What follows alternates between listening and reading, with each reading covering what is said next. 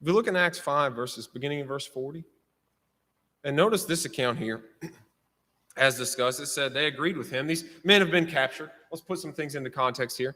All right, you've got Christian men here that have been captured. They've been preaching the word. They're captured here, and they're pretty much told not to do it anymore. Well, how do they respond? They agree with him, and when they had called for the apostles and beaten them, they commanded that they should not speak in the name of Jesus, and then they let them go. Well, they're not breaking any laws, but we don't like the dissension that it's causing. We don't like how it's changing the culture of this place. People's hearts and minds are different, and we don't like it.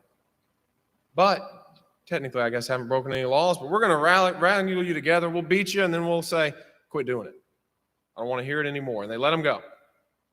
What do these apostles do? They departed from the presence of the council, rejoicing that they were counted worthy to suffer shame for his name.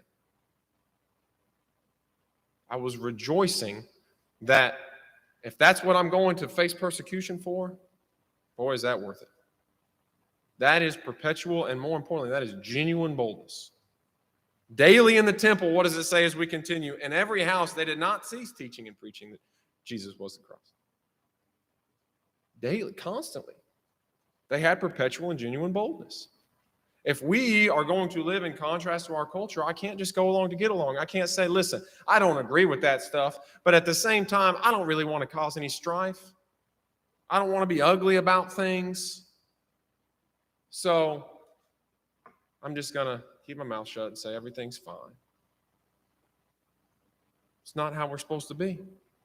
Okay? The fact of the matter is, the goal was never to end suffering. This is what's interesting. You say, these men suffered. The goal was never to end suffering. Read the letters to the churches in Asia, 7 churches of Asia, at the beginning of Revelation.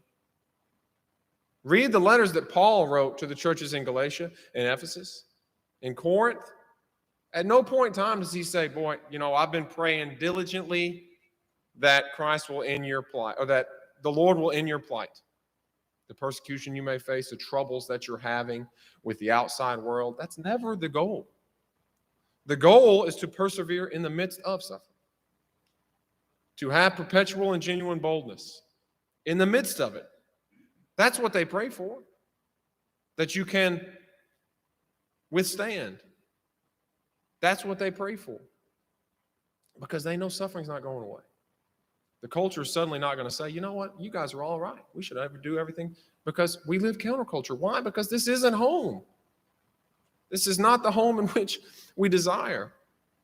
At the same time, some things, when we say them, and this is what we have to understand, we have to say them in a way, or we're going to say them no matter how we do. And we'll talk about that momentarily. We want to say things in love. We want to be bold with the truth. But there's times, no matter how I say things, it's going to be found offensive. No matter how loving that I am and how I say them, no matter how I try to approach it the correct way, if I'm bold with the truth, which I'm supposed to be, bold with the truth, the things that I say are going to be found offensive. Because no one said things in a better and more loving way than Christ did, and the things that he said were found offensive by people who didn't want to listen.